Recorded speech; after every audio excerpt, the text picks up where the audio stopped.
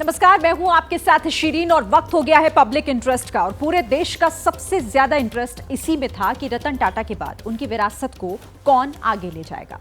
कारोबार को परोपकार से जोड़ने की जो मिसाल उन्होंने पेश की है वो कितने आगे तक जाएगी। 86 साल के रतन टाटा ने कल मुंबई के अस्पताल में अंतिम सांस ली थी।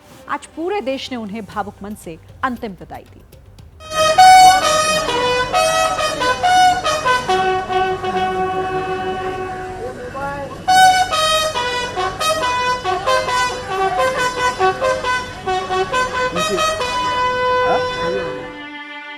ये सिर्फ एक उद्योगपति, एक समाज सेवी की अंतिम विदाई नहीं थी।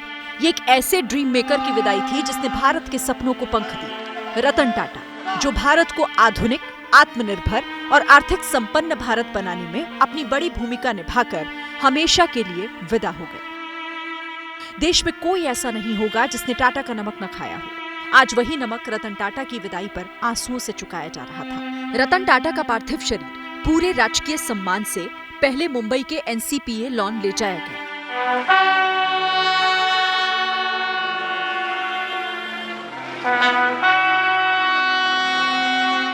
जहां देश के तमाम क्षेत्रों की बड़ी हस्तियों ने पहुंचकर रतन टाटा को श्रद्धांजलि अर्पित की।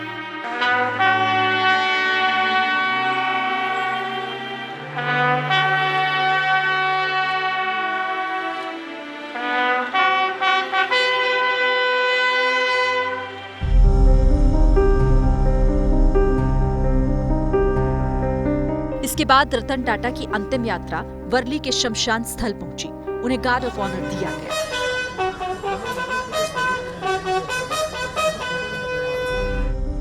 मशहूर उद्योगपति रतन टाटा ने 86 साल की उम्र में कल मुंबई के ब्रीच कैंडी हॉस्पिटल में अंतिम सांस ली थी। टाटा के हॉस्पिटल में भर्ती होने की खबर 3 दिन पहले आई थी। तब उन्होंने इसे रूटीन चेकअप बताया था। रतन टाटा पद्म भूषण और पद्म विभूषण से सम्मानित थे। उन्हें दुनिया के कई प्रतिष्ठित सम्मान हासिल थे। आज ही महाराष्ट्र सरकार ने एक प्रस्ताव पारित करके उन्हें भारत रत्न से सम्मानित करने की मांग की। महाराष्ट्र में आज एक दिन का राजकीय शोक है। रतन टाटा के सम्मान में आज झारखंड में भी एक दिन का राजकीय शोक किया गया था। हालांकि टाटा को भारत रत्न दिया भी जाता है तो ये एक औपचारिकता भर ही होगी, क्योंकि पूरा देश मन से मानता है कि वो भारत के रत्न ही थे। भारत आज जिस बुलंदी पर है उसमें रतन टाटा की छाप मिट नहीं सकती।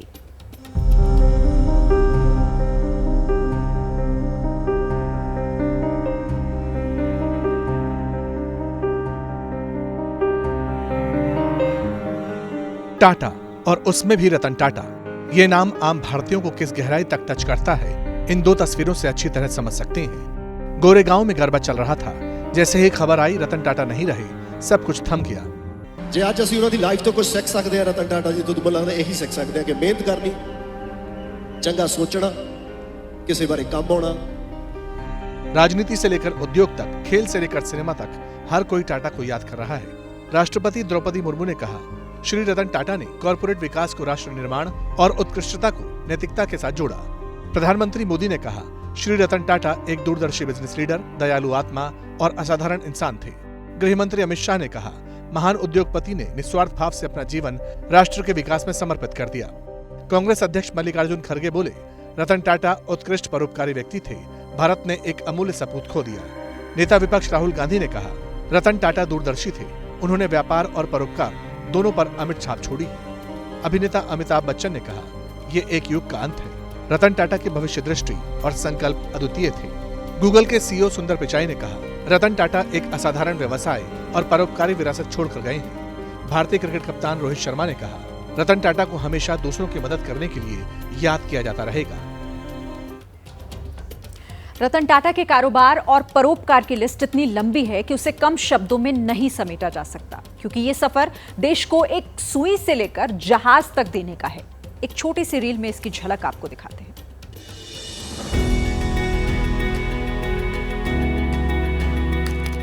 टाटा मतलब दौलत, शोहरत का नाम। टाटा मतलब कामयाबी का दूसरा नाम। टाटा मतलब मजबूती का दूसरा नाम। टाटा मतलब विश्वसनीयता का एक नाम और टाटा दुनिया में भारत के भरोसे का ब्रांड। ये रतन टाटा की वो सारी खूबियां हैं जिसकी वजह से उन्हें भारत का रतन आप मान सकते हैं। रईसी विरासत में मिली थी, लेकिन 1962 में जब टाटा सन्स ज्वाइन की तो पहले फ्लोर पर काम किया। 1971 में नेल्को के डायरेक्टर बने, लेकिन कंपनी नहीं संभाल पाए तो खुद मान लिया पढ़ाई में कमी है। 1975 में हार्वर्ड से मैनेजमेंट सीख कर लौटे तो फिर शून्य से शुरू करके शिखर तक का सफर तय किया। टाटा घर घर का ब्रांड पहले से था, सुई से लेकर नमक, चाय पत्ती, साबुन और हवाई जहाज तक देने वाला ब्रांड। टाटा में भी रतन टाटा का युग 1991 में शुरू हुआ, जब उन्हें टाटा ग्रुप का चेयरमैन बनाया गया। यहाँ से भारत के रतन ने टाटा ग्रुप को अंतर्राष्ट्रीय स्तर पर पहुंचाने की बड़ी शुरुआत की। 2007 में ब्रिटेन की कोरस स्टील को टेक ओवर करके टाटा दुनिया की सबसे बड़ी स्टील कंपनी बन गई। 1999 में जो फोर्ड कंपनी टाटा मोटर्स की ड्रीम कार का मजाक उड़ाकर गई थी, 2008 में टाटा ने उसी फोर्ड का जगुआर और लैंड रोवर ब्रांड खरीद लिया और साल भर के भीतर उसे मुनाफे में भी पहुंचा दिया। स्कूटर पर भीगता एक परिवार देखा तो सबसे सस्ती कार की कल्पना की और 2008 में देश को पहली लखटकिया कार टाटा की नैनो भी दे डाली। चाय का चस्का टाटा को भी था, तभी घाटे में डूब रही ब्रिटेन की टेटली टी और अमेरिका की एटो क्लॉक को टेक ओवर करके उबार दिया। जितना कमाया उससे ज्यादा दान किया। 10 राज्यों को टाटा मेमोरियल जैसे कैंसर अस्पताल दिए। रतन टाटा ने अपने पैसे नहीं बल्कि चैरिटी की वजह से दुनिया में सम्मान पाया और आज जब दुनिया में नहीं है तब भी पा रही है। टाटा ने एक बार कहा था, मैं सही फैसले लेने में विश्वास नहीं करता, मैं फैसले लेकर उन्हें सही साबित कर देता हूँ। आप तेज चलना चाहते हैं तो अकेले चलें, लेकिन दूर तक चलना चाहते हैं तो साथ चलें। और रतन टाटा का प्रेम सिर्फ मनुष्यता तक नहीं था, उन्हें बेजुबानों की भी काफी फिक्र थी। उन्होंने स्ट्रीट डॉग्स के लिए अस्पताल बनवाए, अपने पालतू डॉग की देखभाल के लिए प्रिंस चार्ल्स का प्रोग्राम तक कैंसिल कर दिया था। ये गोवा है, समंदर वाला नहीं, रतन टाटा का प्यारा। 11 साल पहले रतन टाटा जब गोवा बीच पर घूम रहे थे तब ये उनके पीछे पीछे चल रहा था। उसी दिन रतन टाटा इसे गोवा से मुंबई ले आए और नाम गोवा रख दिया। आज विदाई की बारी आई तो गोवा भी श्रद्धांजलि देने पहुंचा। जानवरों से प्रेम ऐसा कि मुंबई में साल एक हॉस्पिटल तक खोल दिया। रतन टाटा की जो पर्सनालिटी थी, जो उनका रुतबा था, समाज के लिए वो क्या करना चाहते थे, जानवरों से उन्हें कितना प्रेम था, वो सारी चीजें आज हम कैमरे में दिखा रहे हैं। और लोग यहाँ पर देखिए कि अपने अपने जो पेट्स हैं वो यहाँ पर लेकर आते हैं और उनका इलाज बहुत ही अच्छे तरीके से होता है। तमाम यहाँ पर डॉक्टर हैं, डिपार्टमेंट है। 4 मंजिला ये इमारत बनाई गई है मुंबई के महालक्ष्मी इलाके में। और यहाँ पर रतन टाटा की किस तरह से उनका जानवरों के प्रति प्रेम था वो यहाँ पर देखने को मिलता है। 24 घंटे ये अस्पताल रेडी रहता है उन छोटे जानवरों के इलाज के लिए। तो रतन टाटा की जो तमाम चीजें हैं जो उन्होंने पूरी दुनिया देश में खड़ा किया है, उसमें से मुंबई का ये एकमात्र अभी ये बड़ा अस्पताल, एनिमल हॉस्पिटल बनाया गया है। कुत्तों से प्रेम का एक किस्सा ये भी है कि एक बार ब्रिटेन के चार्ल्स से रतन टाटा को मिलने जाना था। कार्यक्रम रतन टाटा को सम्मानित करने का था, लेकिन उनके कुत्ते बीमार हो गए तो उन्होंने ब्रिटेन का दौरा ही रद्द कर दिया था।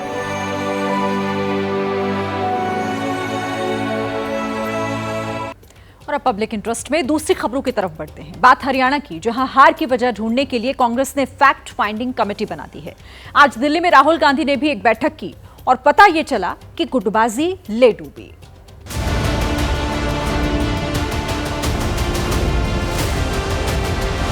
क्या हुड्डा और सैलजा के झगड़े ने हरियाणा में कांग्रेस को हरा दिया? वैसे तो ये चर्चा परसों से ही सब जगह हो रही है, लेकिन आज जब कांग्रेस के पर्यवेक्षकों के साथ समीक्षा बैठक की तो आपसी मतभेद का जिक्र प्रमुखता से सामने आया। बहुत सारे कारण हैं और ये कारण चुनाव आयोग से लेकर के आपस में मतभेद से लेकर के बहुत सारी चीजें हैं और सबके ऊपर हम लोगों ने भी चर्चा करी है और आगे भी चर्चा करेंगे। बड़ी बात ये रही कि इस मीटिंग में न तो हुड्डा शामिल हुए, ना ही सैलजा को बुलाया गया और ना ही रणदीप सुरजेवाला को। हरियाणा चुनाव में इन तीनों की गुटबाजी चर्चा में रही थी। पहले से ही तीनों के गुट हैं। गुटबाजी जातिगत समीकरण, ये सब सुपरफ्लुअस बातें हैं। आप हम सब करते हैं, हम भी करते हैं, पर अल्टीमेटली जो आज बैठक हुई है खड़गे साहब राहुल जी ने ली है, उसमें तमाम तरह की बातें सामने आई है और अभी वेणुगोपाल जी आपको ब्रीफ कर देंगे किस प्रकार के आगे बढ़ेंगे जिससे कि तय तक जा सके वास्तव में कारण क्या थे। हरियाणा के चुनाव में कांग्रेस की स्थिति बेहद मजबूत मानी जा रही थी, लेकिन चुनाव के दौरान गुटबाजी की खबर इतनी हावी हो गई कि बीजेपी ने कांग्रेस को पीछे छोड़ दिया। जब तक राहुल गांधी को नहीं छोड़ेंगे तब तक उनको ईवीएम का रोना तोड़ना ही पड़ेगा, क्योंकि राहुल गांधी को तो बता नहीं सकते हार का जिम्मेदार, तो वो इसलिए ढूंढते रहते हैं कि निर्वाचन आयोग हार का जिम्मेदार है, ध्रुवीकरण हार का जिम्मेदार है, ईवीएम हार का जिम्मेदार है। सूत्रों की माने तो हरियाणा में हार को लेकर कांग्रेस एक फैक्ट फाइंडिंग कमेटी बनाएगी जो सभी उम्मीदवारों से बात करेगी। इस कमेटी की रिपोर्ट के आधार पर ही पार्टी आगे की कार्रवाई करेगी। वैसे हरियाणा में कांग्रेस की हार का सीएसडीएस ने भी विश्लेषण किया है और ये रिपोर्ट ये है कि लोकसभा में जो दलित वोट कांग्रेस के साथ था वो विधानसभा में छटक गया। बीजेपी की ओबीसी वाली गोलबंदी कांग्रेस पर भारी पड़ गई।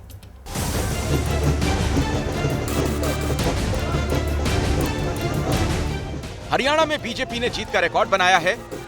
पिछले 2 चुनावों की तुलना में ज्यादा सीटें तो मिली ही हैं। तीसरी बार सरकार बनाने का भी रिकॉर्ड कायम किया है। हरियाणा में जीत हार को लेकर चल रहे मंथन के बीच सीएसडीएस ने चुनाव बाद जातियों को लेकर जो सर्वे कराए हैं उसमें कई चौंकाने वाली जानकारियां सामने आईं। यादवों के 25% वोट कांग्रेस को, जबकि 62% यादवों ने बीजेपी को वोट दिया। दलित में जाटव बिरादरी के 50% वोट कांग्रेस को मिले, 35% बीजेपी को, जबकि गैर जाटव दलित वोट 33% कांग्रेस को, 45% बीजेपी को मिले। जाट बिरादरी के 53% वोट कांग्रेस और 28% बीजेपी को मिले हैं। दलित के वोट में बंटवारा और यादवों का बीजेपी के पक्ष में झुकाव कांग्रेस की हार का कारण बना। अब कांग्रेस के अंदर से आवाज आई है कि ओबीसी नेताओं की उपेक्षा ने हरा दिया। हरियाणा के लोगों ने जब मैनिफेस्टो रिलीज किया तो मुझे नहीं बुलाया। जो गारंटीज हैं उस पर ओबीसी चेयरमैन की, जो राष्ट्रीय चेयरमैन है, अरे हरियाणा में तो कम से कम फोटो लगा दो, चलो पूरे देश में तो नहीं लगा लीजिए, हरियाणा में तो लगा देते। केवल 4 लोगों की पार्टी है क्या ये? उधर सैलजा के करीबी और असंध से चुनाव हारे कांग्रेस उम्मीदवार शमशेर गोगी ने हुड्डा को हार का जिम्मेदार ठहराकर निशाना साधा है। इलेक्शन की कमांड कांग्रेस के हाथ में नहीं थी। व्यक्ति विशेष या एक परिवार के हाथ में थी। भूपेंद्र हुड्डा की बात कर, हाँ बापू बेटे ही कर रहा हूँ। हरियाणा में कांग्रेस चुनाव हारी है और बीजेपी सोशल इंजीनियरिंग के दम पर सत्ता की हैट्रिक लगाने में कामयाब हुई है। हरियाणा में बीजेपी विधायक दल की बैठक दशहरे के बाद होगी। एबीपी न्यूज को एक्सक्लूसिव जानकारी मिली है कि बीजेपी ने मंत्रियों के नाम तय कर लिए हैं। एबीपी न्यूज के पास कुछ संभावित चेहरों की जानकारी है। हरियाणा में हारी हुई बाजी को जीत में बदलने वाले एक किरदार धर्मेंद्र प्रधान भी हैं। केंद्रीय मंत्री धर्मेंद्र प्रधान हरियाणा में बीजेपी के चुनाव प्रभारी थे। आज सीएम नायब सिंह सैनी ने उनके घर जाकर मुलाकात की और एक दूसरे को जीत की बधाई दी। एबीपी न्यूज को जो जानकारी मिली है उसके मुताबिक इस मेल मुलाकात के बाद अब सरकार के स्वरूप को लेकर मंथन का दौर शुरू हो गया है। बताया जा रहा है कि सीएम सैनी ने मंत्रिमंडल को लेकर पार्टी नेताओं के साथ चर्चा की है।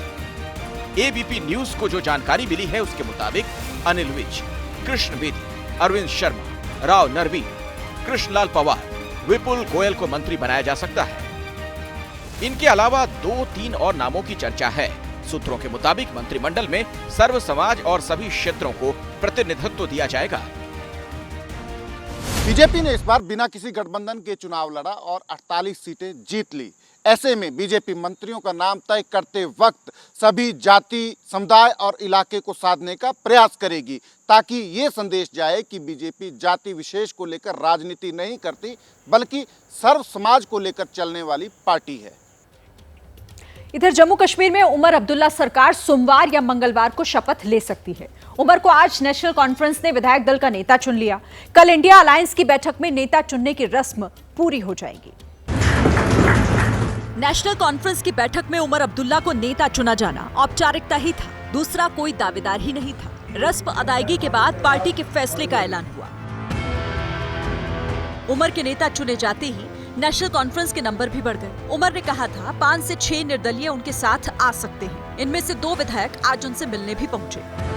100% इसमें कोई दोहरा ही नहीं है, कोई सेकंड थॉट नहीं है। इंशाल्लाह उसमें उमर साहब चीफ मिनिस्टर बने। देखेंगे अभी 2-4 निर्दलीय आ रहे हैं, इंशाल्लाह होपफुली वो ज्वाइन करेंगे। वो नेशनल कॉन्फ्रेंस का हिस्सा रहे हैं थ्रू आउट देयर लाइफ।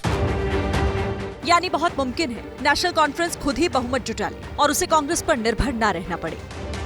90 सदस्यों की जम्मू कश्मीर विधानसभा में बहुमत का नंबर 46 है। नेशनल कॉन्फ्रेंस के 42 और कांग्रेस के 6 विधायक चुने गए हैं। वहीं 8 निर्दलीय जीते हैं। सीपीएम और आम आदमी पार्टी के 1-1 सदस्य हैं। वैसे ये दोनों पार्टियां भी इंडिया अलायंस का हिस्सा है। 29 विधायकों के साथ बीजेपी मुख्य विपक्षी पार्टी होगी। पीडीपी के 3 विधायक भी विपक्ष में होंगे।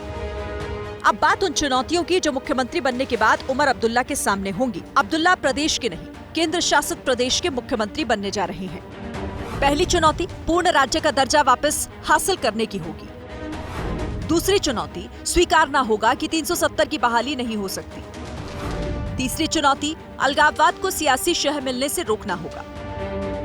चौथी चुनौती केंद्र सरकार के साथ टकराव के रास्ते से बचना होगा। और इनमें से एक भी चुनौती से उमर अब्दुल्ला चूके तो 5 साल उसी तनाव के हालात रह सकते हैं जो केंद्र और दिल्ली सरकार के बीच पिछले कई साल से हैं।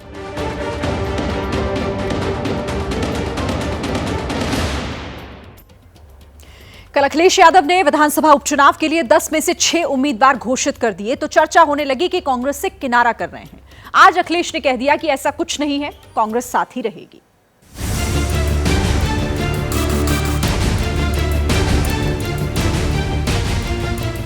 अखिलेश ने दूर कर दी कंफ्यूजन, इंडिया गठबंधन की कम हुई टेंशन। अपने पिता और यूपी के पूर्व सीएम मुलायम सिंह यादव को श्रद्धांजलि देने के बाद अखिलेश यादव सामने आए। सवालों से सामना हुआ और जो जवाब आया वो गठबंधन के पैरोकारों के लिए राहत देने वाला था।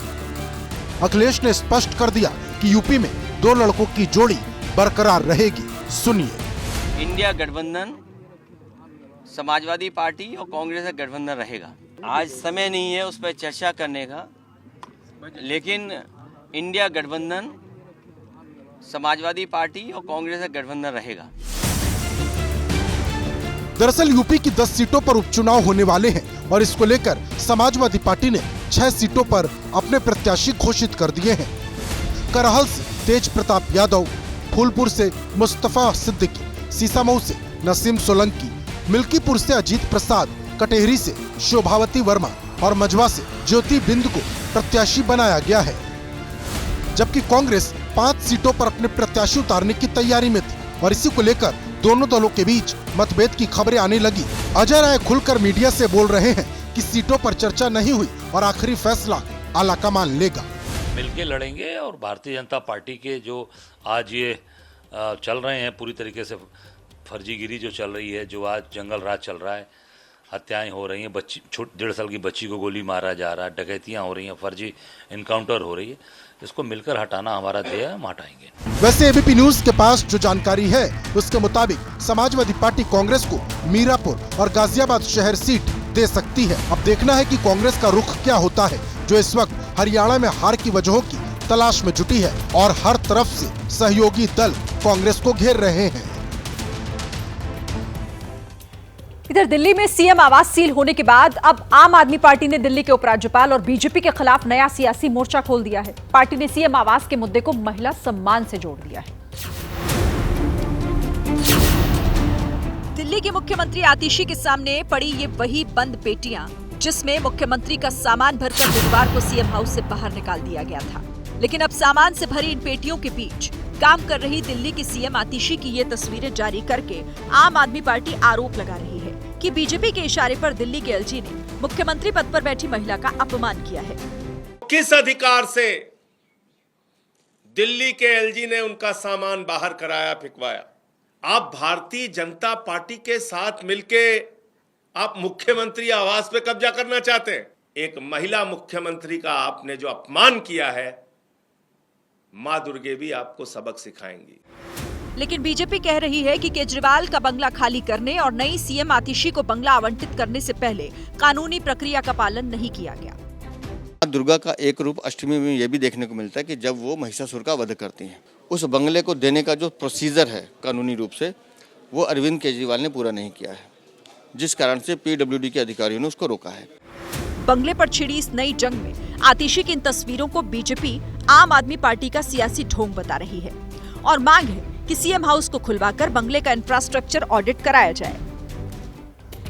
वैसे बंगला विवाद तो बिहार में भी चल रहा है। कल ही तेजस्वी यादव ने विपक्ष को कानूनी कार्रवाई का अल्टीमेटम दिया था। आज किसी ने तेजस्वी यादव पर टोटी चोरी का आरोप लगाकर पटना में पोस्टर ही लगवा दिए।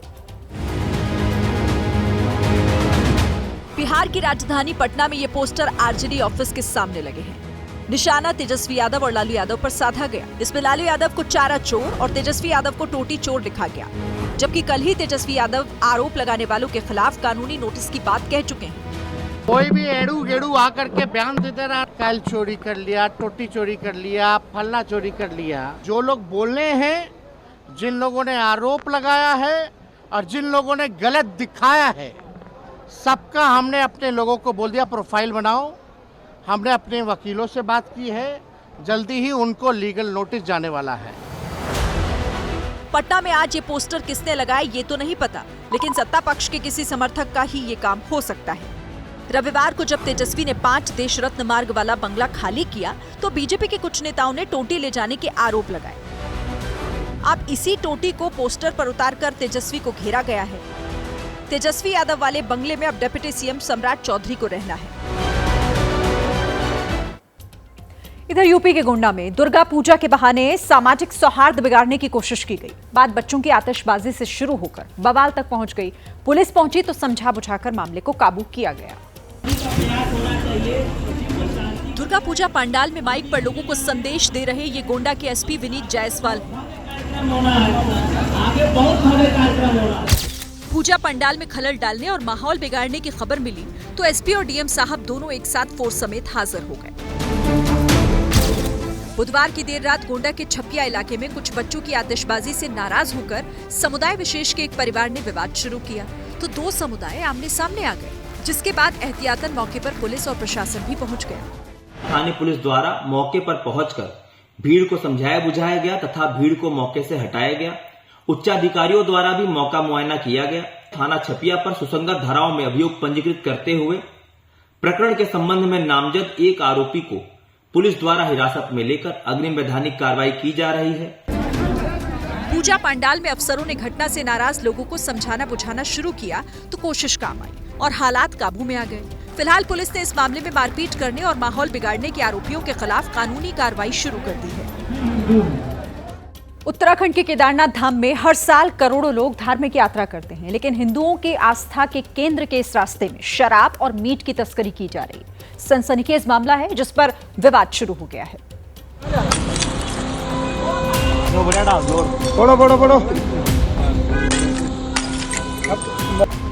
एक के बाद एक शराब की टूटती बोतलों की ये तस्वीर केदारनाथ यात्रा की आड़ में चल रही शराब तस्करी का जीता जागता सबूत है।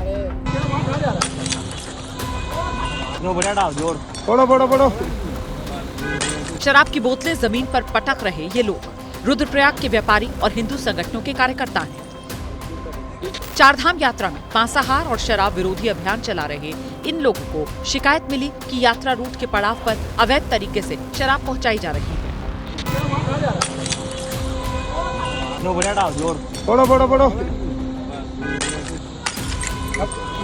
इसी के बाद पुलिस के साथ मिलकर हिंदू संगठन और व्यापार संघ के कार्यकर्ताओं ने नेपाली मूल के कुछ लोगों को पकड़ा तो शराब की इतनी बड़ी खेप सामने आई। पुलिस प्रशासन के संयुक्त अभियान में हमने कुछ खच्चर वालों को पकड़ा, जिसमें गिनती के 3 खच्चरों में शराब की बोतलें लोड होकर केदारनाथ की तरफ जा रही थी। सिर्फ शराब ही नहीं बल्कि श्रद्धालुओं की भावनाओं को ठेस पहुंचाते हुए केदार क्षेत्र में धड़ल्ले से मांस की सप्लाई हो रही है, लेकिन स्थानीय लोगों ने अब ऐसे लोगों की धरपकड़ तेज कर दी। हमने इसे बार बार मना करने के बाद यहाँ पे कम से कम 5-7 बुच्चर थे, हमने उन्हें मना भी किया कि मत आना, कोई नहीं आ रहा था। लेकिन आज ये जबरदस्ती पता नहीं कहाँ से चंद्रापुरी से या कहाँ से मुर्गे कुछ काट के लेके आए हैं और कुछ मुर्गे इसने यहाँ रखे भी है, जबकि हमारा पर्व नवरात्रे चल भी रहे हैं। केदारनाथ रूट पर लगातार सामने आ रहे ऐसे मामलों के बाद अब स्थानीय लोग मांस और शराब की बिक्री पर बैन लगाने की मांग कर रहे हैं, लेकिन सवाल पुलिस की भूमिका को लेकर उठ रहे हैं। क्योंकि यात्रा मार्ग पर कई पुलिस थाने और चौकियां पड़ती हैं। इसके बाद भी शराब और मांस की खुलेआम सप्लाई आखिर कैसे हो रही है? इधर राजधानी दिल्ली में एक बार फिर भारी मात्रा में ड्रग्स का जखीरा बरामद हुआ है। 8 दिनों में दूसरी बार ड्रग्स की बड़ी खेप मिली है और कीमत 2000 करोड़ के करीब है। दिल्ली पुलिस के घेरे में पड़ी दिख रही आटे की इन बोरियों में 1-2 नहीं बल्कि 200 किलो ड्रग्स भरी हुई है। बरामद ड्रग्स कोकीन है, जिसकी अंतर्राष्ट्रीय बाजार में 2000 करोड़ रुपए कीमत बताई जा रही है। कोकीन की इस बड़ी खेप को दिल्ली पुलिस ने रमेश नगर इलाके से बरामद किया। दिल्ली पुलिस की स्पेशल सेल को खबर मिली थी कि रमेश नगर के एक बंद पड़ी दुकान में करोड़ों रुपए कीमत की कोकीन छिपा कर रखी गई थी। सूचना के बाद स्पेशल सेल की टीम ने बोरियों में बंद ड्रग्स की खेप को बरामद कर लिया। अब दिल्ली पुलिस स्पेशल सेल इस बात की जांच कर रही है कि इतनी भारी मात्रा में ड्रग्स कहां से आई और इसे राजधानी में किसने छिपा रखा था। प्रधानमंत्री नरेंद्र मोदी 2 दिन के लाओस दौरे पर पहुंच चुके हैं। लाओस में प्रधानमंत्री ने 21वें इंडो आसियान सम्मेलन को संबोधित किया, लेकिन चीन और म्यांमार से घिरे इस छोटे से दक्षिण पूर्वी एशियाई देश में प्रधानमंत्री के इस दौरे के कई और मायने भी हैं। 2 दिन के दौरे पर प्रधानमंत्री मोदी आज लाओस पहुंचे तो राजधानी वियंगचान में पीएम का जोरदार स्वागत हुआ।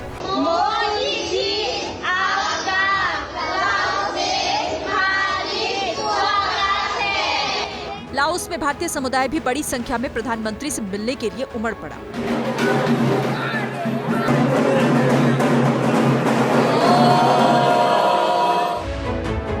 प्रधानमंत्री ने वियंगचान में बौद्ध भिक्षुओं से मुलाकात की और लाओ शैली में पेश की गई रामलीला देखी। प्रधानमंत्री नरेंद्र मोदी लाओस में आसियान देशों के शिखर सम्मेलन में शामिल हुए तो आसियान देशों को संबोधित करते हुए जो बात कही, उसके जरिए विस्तारवादी चीन को भी संदेश दे दिया।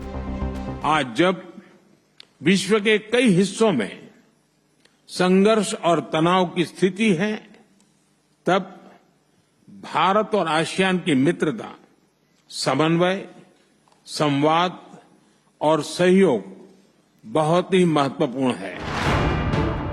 चीन और उसके प्रभाव वाले म्यांमार के साथ सीमाएं साझा करने वाला छोटा सा देश लाओस रणनीतिक लिहाज से भारत के लिए बेहद अहम है। लाओस 10 देशों के आसियान समूह का एक मजबूत पार्टनर भी है।